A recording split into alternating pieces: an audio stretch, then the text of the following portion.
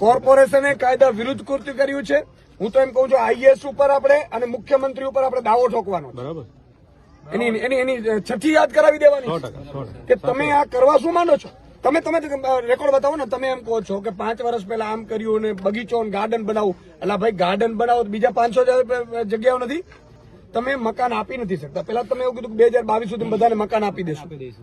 તમે આ મકાન છે એ તોડી દોજો.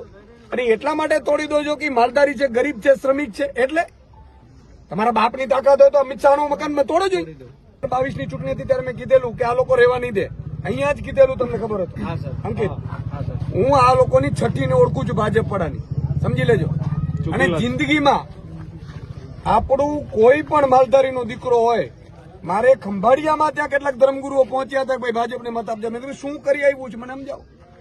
મતદાન આમાં આપણે લાવવું નથી, રાજકારણ લાવવું નથી, પણ મારો મુદ્દો એ છે કે તમે ઉદ્યોગપતિઓને જો જૂના શરતની નવી શરતમાં કરીને જો આપી શકતા હો, ટોકન ભાડે લાખો ચોરસ મીટર, લાખો ચોરસ બરાબર કિલોમીટર મુદ્દો ઉઠાવવાનો છું. ચિંતા ના કરો. મારું કહેવાનો મતલબ એ છે કે ઉદ્યોગપતિને તમે આપી શકો છો.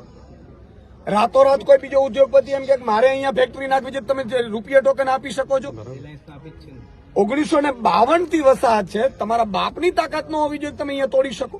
આ તો કાયદાની વિરુદ્ધમાં છે. આપણે એમ કહીએ કે 15 વર્ષ ભાડે મકાન રહીએ તો એ ખાલી કરવા નથી, અધિકાર નથી. બરાબર. આ તો કાયદા પ્રમાણે છે ને. તો ભાજપ સરકારે કાયદા વિરુદ્ધ એક તો કૃત્ય કર્યું છે. કોર્પોરેશને કાયદા વિરુદ્ધ કૃત્ય કર્યું છે. હું તો એમ કહું છું આઈએએસ ઉપર આપણે અને મુખ્યમંત્રી ઉપર આપણે દાવો ઠોકવાનો. બરાબર. એની છઠ્ઠી યાદ કરાવી દેવાની 100% કે તમે આ કરવા શું માંડો છો. તમે રેકોર્ડ બતાવો ને. તમે એમ કહો છો કે 5 વર્ષ પહેલા આમ કર્યું ને બગીચો ગાર્ડન બનાવું. એટલે ભાઈ ગાર્ડન બનાવો તો બીજા 500 જગ્યાઓ નથી. તમે મકાન આપી નથી શકતા. પેલા તમે એવું કીધું કે 2022 સુધી બધાને મકાન આપી દેશો. તમે આ મકાન છે એ તોડી દોજો. અને એટલા માટે તોડી દોજો કે માલધારી છે, ગરીબ છે, શ્રમિક છે. એટલે તમારા બાપની તાકાત હોય તો અમિત શાહનું મકાન તોડો જોઈએ. અને એવો કયા, હું એમ કહું છું કે આજે કોર્પોરેશનની એક ડિટેલ કઢાવીશું આપણે કે કેટલા ભાજપના નેતાઓએ ગેરકાયદેસર મકાનો કર્યા છે અને એના તોડાવીશું. જો આ મકાનો ફરીથી બનાવવામાં નહીં આવે તો એના મકાન તોડાવીશું આપણે. તમે કાયદો લો છો ને, હાલો કાયદો લો. અને આ 1952 નો છે. આપણે સુપ્રીમ કોર્ટ સુધી લડવા આપણે તૈયાર છીએ. મારું કહેવાનું છે કાયદા પ્રમાણે થવું જોઈએ. ઠીક છે, કાયદા પ્રમાણે થાય. ભાજપનો એક પણ નેતા સોગંદનામું કે જિંદગીમાં એને ખોટું નથી કર્યું. ભાજપનો એક પણ નેતા એવું કે અમે દબાણ નથી કર્યા. આપણે 500 દબાણો કાઢીશું. મંત્રીઓના દબાણો છે, મારી પાસે લિસ્ટ છે. તો જાઓ અને કમિશનરને કહીશું. કમિશનરને એવું કહેશું આપણે એવું હશે તો હું આવીશ કે તારામાં ત્રેવડો તો હાલ હું તને દેખાડું ભાજપના નેતાનું અને તોડ બતાવ. ચાલ કેમ ભાઈ ગરીબ ઉપર તમે ચડી બસો છો. બીજું મારે ધર્મગુરુઓને આપણાને કેવું છે, આપણા ધર્મગુરુઓ અહીંયા આવે ને ચાહે નહીં, તમારા કહેવાથી અમે મતદાન કર્યું છે ભાજપને. તમારે અહીંયા ફરીથી મકાન ઉભા કરાવડાવી દેવા પડશે. આ તમારી ફરજ છે. અને તમે જો ભાજપને ન કહી શકતા તો આજે જાહેરમાં કહો કે ભાજપથી અમે છેડો પાડીએ, પછી અમે બેઠા છીએ ને. એક સમર્થનમાં બીજું કહેવા માંગુ, ધર્મગુરુઓને હું એમ કહેવા માંગુ છું કે આપણે હિન્દુવાદી છીએ, તમે છો ને અમે છીએ, આપણે બધા તૈયાર. પણ આપણી સમાજને અત્યારે છબી ખરડાઈ રહી છે કે આ લોકો ઉપરથી એવા ઇનપુટ છે કે હિન્દુ મુસ્લિમોને રાખે છે, આ લોકો વિધર્મીઓને રાખે છે સાહેબ. એટલે આ છબી ખરડાય છે. એટલે ધર્મગુરુએ આમાં ઇન્ટરસેપ્ટ કરવું પડશે. અને અમને આ છેલ્લી કક્ષાના અમને તો ગણી લીધા. અમે આ કઈ રીતનું અમે સહન કરી શકીએ સાહેબ. કેમ કે બે બાજુના છે, બતાવવાના અને ચાવવાના સાહેબ. કેમ કે જે નેતાઓ આક્ષેપ કરી રહ્યા છે ઉપરથી કે ભાઈ આ લોકો મુસ્લિમોને વિધર્મોને અહીં રાખે છે, તો સાહેબ નેતાગીરી ઉચ્ચ કક્ષાની નેતાગીરી સાહેબ.